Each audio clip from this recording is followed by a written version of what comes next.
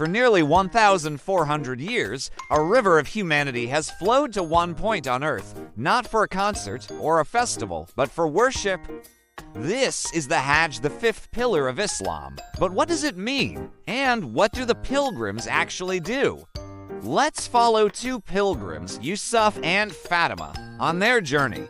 It's more than a trip, it's a spiritual reset, a reenactment of profound faith. It all begins with intention and ihram. These are simple white clothes with no labels and no distinctions. Here, the CEO and the farmer stand equal before God. Ihram is a state of purity, a way of stripping away the ego to focus purely on worship. Their first goal is the Kaaba, the ancient house of God built by Prophet Ibrahim and his son Ismail. The ritual of circling it 7 times is called tawaf. It's a beautiful sight, like planets orbiting the sun, a physical act of centering your entire life on the one God. Next, they hurry between two hills, Safa and Marwa. This rite is called Say. They are walking in the very footsteps of Hajar, the wife of Prophet Ibrahim. Thousands of years ago, she ran desperately between these same hills, searching for water for her infant son, Ismail. Her unwavering trust in God was answered.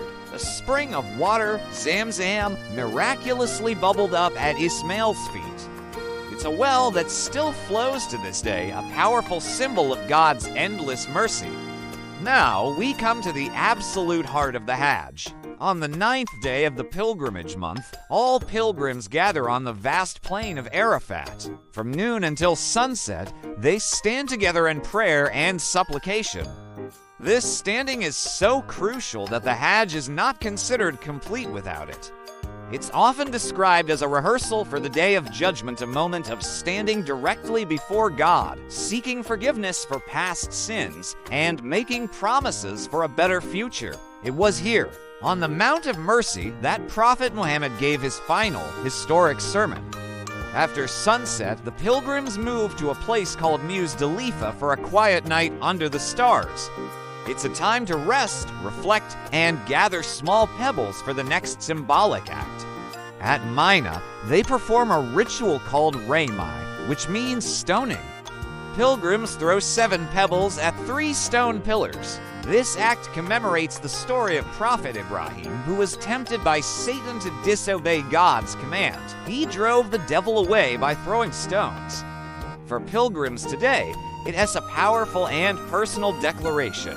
This is how I reject temptation and negative whispers in my own life. With the key rites completed, the pilgrims then cut their hair, which symbolizes a kind of rebirth and renewal. Men typically shave their heads, while women cut a small lock of hair.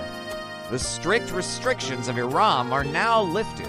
They have, God willing, been purified. Before leaving Mecca, they perform a final farewell tawaf, a goodbye to the sacred house, their hearts filled with peace and contentment. So, what's the difference between Hajj and its lesser brother, Umrah? Hajj is obligatory for those who are able, happens only once a year during a specific time, and includes all the rites we've discussed, especially the essential stand at Arafat. Umrah, on the other hand, is a voluntary pilgrimage that can be performed at any time of the year. It's a much shorter and simpler spiritual visit, consisting of ihram, the tawaf around the Kaaba, the sea between Safa and Marwa, and finally, cutting the hair. While deeply rewarding, Hajj is the complete, once-in-a-lifetime journey. From the simplicity of ihram to the spiritual peak at Arafat and the symbolic stoning at Mina, every single step of Hajj is a chapter from a timeless story of faith, sacrifice, and submission to God. It's a journey that returns a pilgrim home, hoping to have left their sins behind, as pure as the day they were born, ready to start a new chapter in life. Thanks for watching.